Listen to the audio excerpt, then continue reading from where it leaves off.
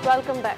अच्छी खबर शामिल करते हैं। इसराइल ने 2 हफ्तों में गजा जारहत के खात्मे पर आमादगी जाहिर कर दी है, लेकिन ये मशरूत है और वो इस शर्त पर होगा कि हमास की जगह गजा की हुकूमत यूएई, मिस्र समेत 4 अरब ममालिक के हवाले की जाएगी।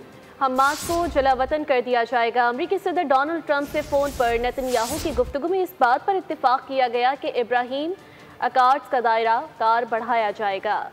टाइम्स ऑफ इसराइल के मुताबिक नेतन्याहू और अमरीकी सदर डोनाल्ड ट्रंप ने गजा की जंग के फौरी खात्मे और अब्राहम अकॉर्ड्स के दायरा कार को वसअत देने पर इत्तेफाक किया है। ट्रंप और नेतन्याहू के दरमियान फोन पर गुफ्तगू में तय पाया कि गजा की जंग 2 हफ्तों के अंदर खत्म हो जाएगी, मगर शर्त यही है कि मुत्तहदा अरब अमारात और मिस्र समेत 4 अरब ममालिक गजा पट्टी में हमास की जगह मुश्तरका तौर पर हुक्मरानी करेंगे।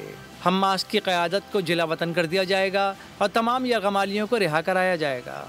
वो गजा के बाशिंदे जो हिजरत करना चाहें उन्हें चंद नामालूम ममालिक में जज्ब कर लिया जाएगा। अखबार का दावा है कि सऊदी अरब और शाम इसराइल के साथ सिफारती ताल्लुकात कायम करेंगे और दीगर अरब व मुस्लिम ममालिक भी उनकी पैरवी करेंगे।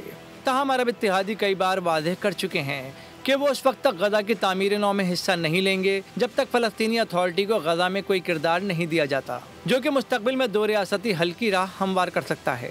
लेकिन नेतन्याहू ने फ़लस्तीनी अथॉरिटी के गजा में किसी किरदार को यकसर मुस्तरद कर दिया है।